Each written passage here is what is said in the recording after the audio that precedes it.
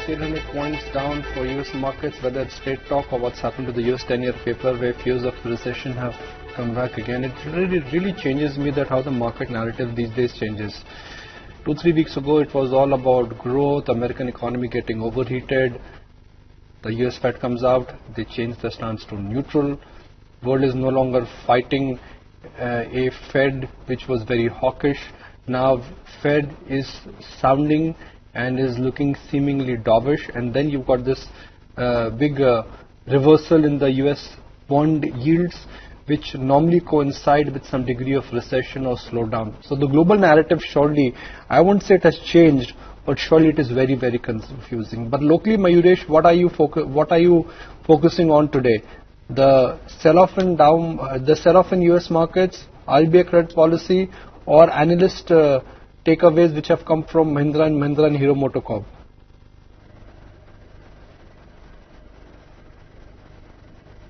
So morning, Nikunj. I think it's a combination of all factors, and the volatility in risk on assets like equities shall continue.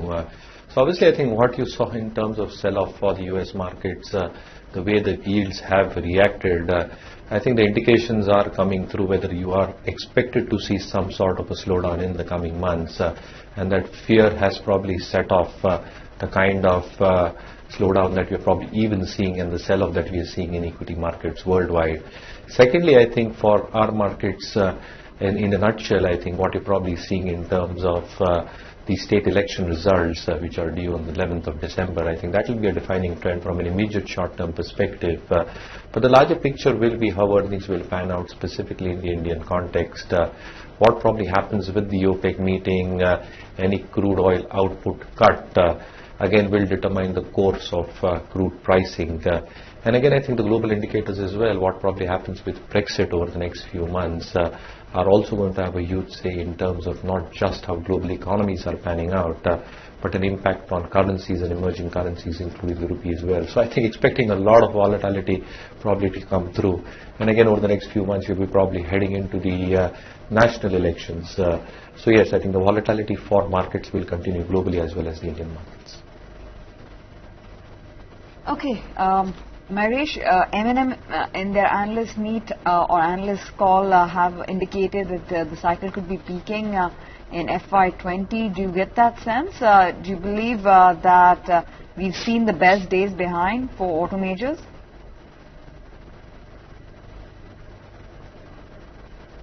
So morning, Tanveer. I think if you divide the sub-segments that M&M operates out of, the farm equipment segment, which basically houses their tractor business, I think the eminent reactions that have probably come through, and a lot of managements have spoken that the kind of growth that got exhibited over the past couple of years, they've actually grown in excess of 22% on a compounded basis in volume terms. So again, I think the expectation largely over the next 2 years is that it will come down. A lot of managements have indicated that. M&M also pointing out for a 12 to 14% kind of a growth range happening for the better part of FY19. And again, I think the other element of their business, which obviously houses the UV part of their business, the expectations in terms of new launches coming through, what probably happens with a couple of new platforms expected to come through, and what kind of a demand can actually go through for these new launches will be extremely critical for their overall performance. Now, the last few months, the auto industry has generally seen slowdown in volumes. You've probably seen higher inventory built up, and even the festive season has not probably cheered up the kind of numbers that were really expected. To add to the woes again, I think the input cost pressures probably had a huge say in terms of margins. And again, I think the cooling down of input costs might just alleviate the pressures a tad bit. But I think genuinely for demand to come back might take a few months, but it will revert back to mean. But again, at what periodicity of time will volumes pick up and improve is a question mark at this point of time. Yes, so the auto industry is probably seeing a slowdown at this point of time, and with that, I think the stocks can very well be range bound over the next few months. Okay, Mayuresh, let's talk about Sun Pharma. Do you think that there's an opportunity, given the fall the stock has witnessed, or you would avoid it, despite the management's clarification, because you think there is a fair amount of cloudiness still yeah, in a matter of a few days impacting sentiment on the stock.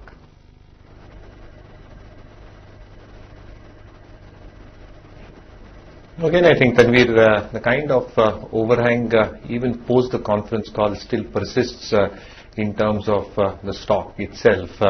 Again, a large element in terms of clarity for a couple of points still need to emerge very, very clearly, and the definition in terms of what steps the management probably takes is going to be very, very critical. At the same time, I think structurally, if you look at how the business is shaping up, the kind of investments that are probably required specifically for its specialty product pipeline will result in elevated R&D expenditure, and that is expected to continue over the next few quarters. The softness that you're probably seeing in terms of pricing for a few of its key products can very well continue. And again, a few launches that one really expects to come through. I think those launches can redefine the kind of earnings potential that Sun Pharma can probably post. What also comes through in terms of resolution of its Halol plant and the kind of filings that it can do from there with the potential market size of key drugs is also going to be very, very critical from an earnings perspective. So yes, there are a lot of moving parts for Sun Pharma. Some are going to be extremely positive in terms of generic launches expected to come through, which will clearly get offset in terms of structured investments and capital allocation and increased capex towards the specialty pipeline. And again, I think a few of these issues still need to be answered. So yes, I will probably be waiting on the sidelines, not doing anything with Sun Pharma at this point of time. Okay. Yuresh, comment on this entire REC-PFC merger. We may argue that the merger is not going to be value creative for minority shareholders because this is just a book entry. But in the light of Monday's price action in REC and PFC, where are the stocks headed?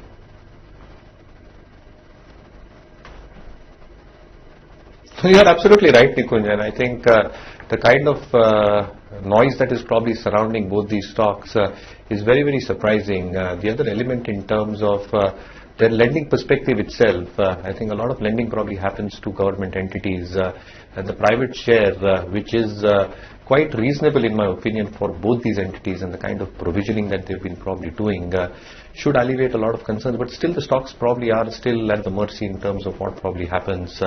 You keep on hearing these mergers talks on and off, what probably happens in terms of the core business models per se, what happens in terms of the cash flow improvement. I think all these factors will play as an overhang onto these stocks, and a large element on some clarity emerging on actually whether this is going to happen, at what the arrangements are it's going to happen. I think that's going to create a huge amount of overhang, and that's clearly getting reflected on the prices at this point of time. In fact, Yuresh, coming on the EU financials, I mean, there has been a rout and a massive sell-off in the NBFC stroke small banking space. EU financial has been firm like a rock. Yesterday it was up 3-4%, I think 610, 615. Why is the EU financials outperforming the peer names?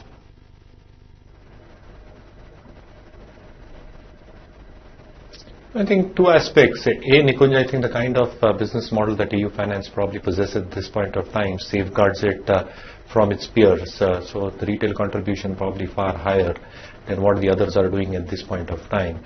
The second element obviously is that the numbers have still held on pretty well for them.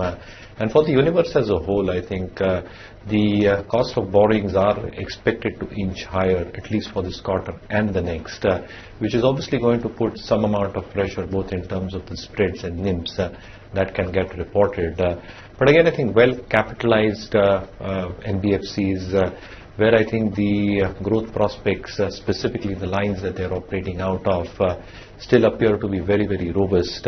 And though there might be some amount of moderation in terms of both the advances and AUM growth over the next couple of quarters, I think the bounce back that can come through over the next few quarters can be quite significant, and the expectations of the cost structure actually improving and therefore marginalizing the kind of pressures that we've probably seen on NIMs from a short-term perspective.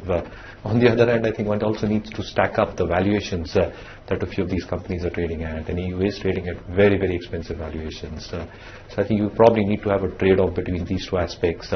For EU, I think the first basket is probably ensuring that valuations are staying at elevated levels and at a premium.